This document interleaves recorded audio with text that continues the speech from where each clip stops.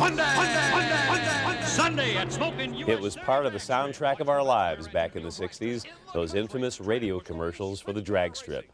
Tonight, we'll introduce you to the Chicagoan behind that famous voice.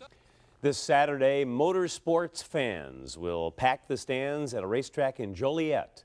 They'll be there to watch a demolition derby, the motorcycle death dome, and the theatrics of the event's promoter, the legendary Jan Gabriel. You may not know his name, but you've heard his voice. Sunday at Smokin' US 30 drag strip. Watch the best. That yell has been copied by broadcasters across the country and become part of our popular culture. Jan Gabriel was the original Sunday screamer. His signature phrase successfully sold auto racing here in Chicago, a town that's not exactly known for its love of motorsports. From his quiet suburban home west of Chicago, Jan Gabriel's been working on his latest venture. Watch him now. He's about to deliver some heavy pain. Ooh, Team Demolition Derby seemed destined for the scrap heap just a few years ago. Attendance was sputtering, and the whole production looked rustic. Hi, everybody, and welcome to the hottest spot in America. Then Jan Gabriel took over, and big crowds started showing up. And they're loving it. If there were ever a guy who could get Chicagoans excited about cars crashing into each other, it would be Jan Gabriel. It is cars crashing into each other, but it's cars crashing into each other unlike anywhere else in the world. What we have is roller derby with automobiles. They go around a track. Now, if I see that you're the leader and you're about to beat us, I can cut through the infield and hit you as hard as I want, and they hit real hard. This is the tournament of destruction. Jan Gabriel has a distinctive delivery that's been imitated far and wide, but it's a style he developed right here in Chicago.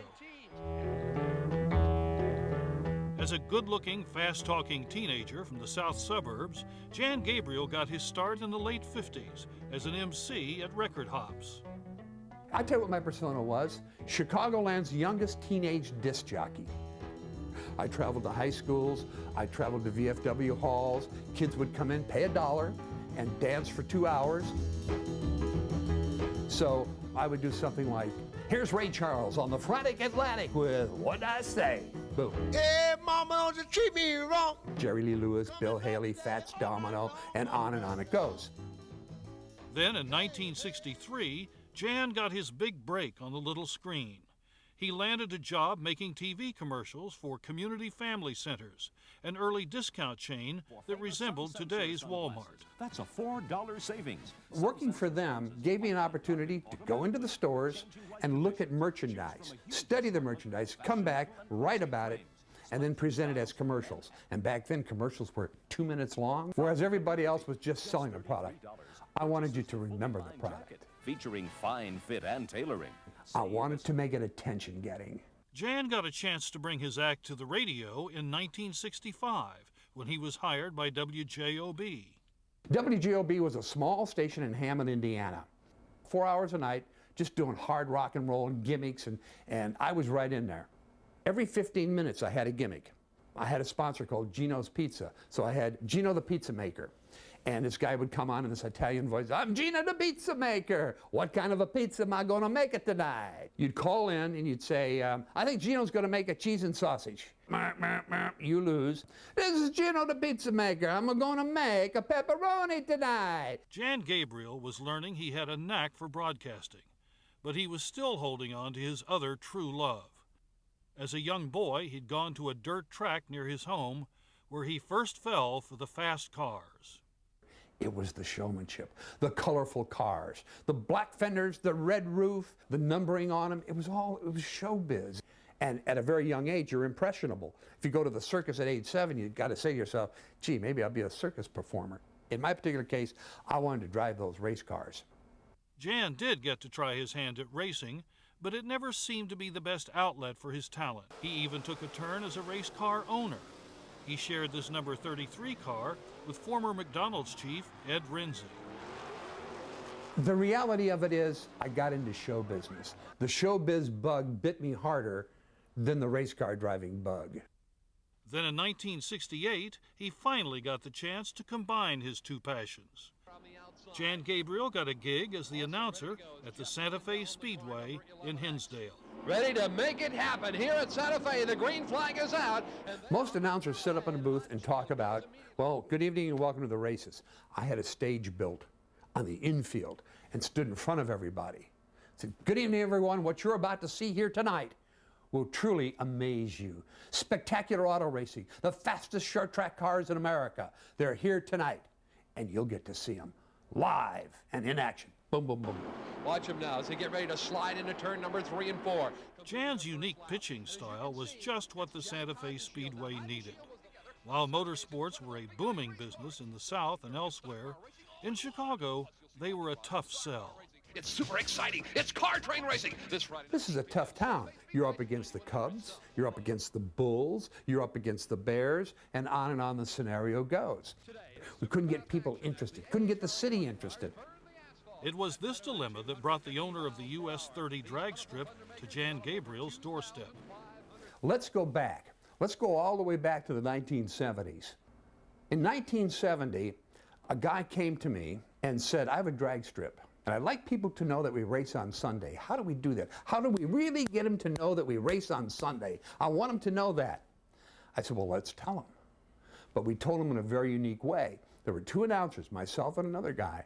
And at the very end of the commercial, I would say, remember, that's Sunday. Then the other guy would say, Sunday. So what you had was Sunday, Sunday, Sunday, Sunday. Smoking US 30 drag strip is located. Later, he added a special effect to his voice, and Jan Gabriel's signature phrase was born. Sunday, Sunday, Sunday, Sunday, Sunday at Smoking US 30 drag strip where the great ones rah. I can go into a restaurant and order a hamburger and a shake, and the guy will say, you're the guy that screams Sunday.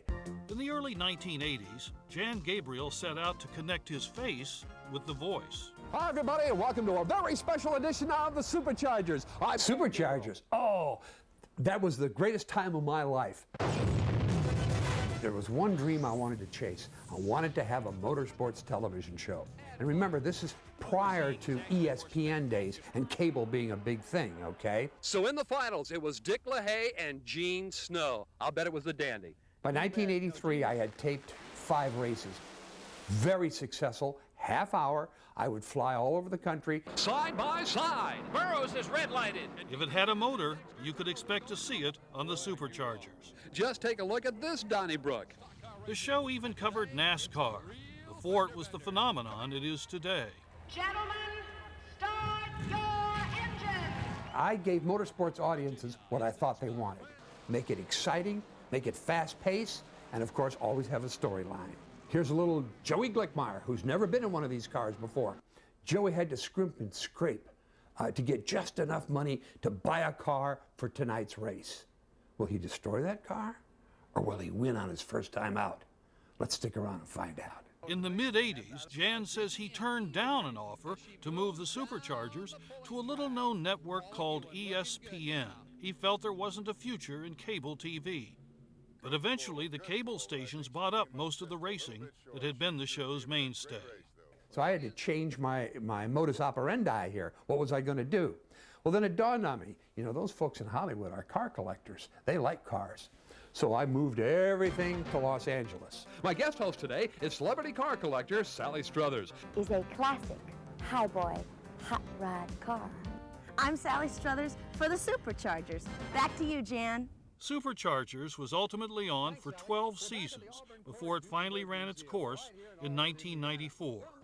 A few years later, Jan Gabriel took on Team Demolition Derby. Ooh, I can feel the pain.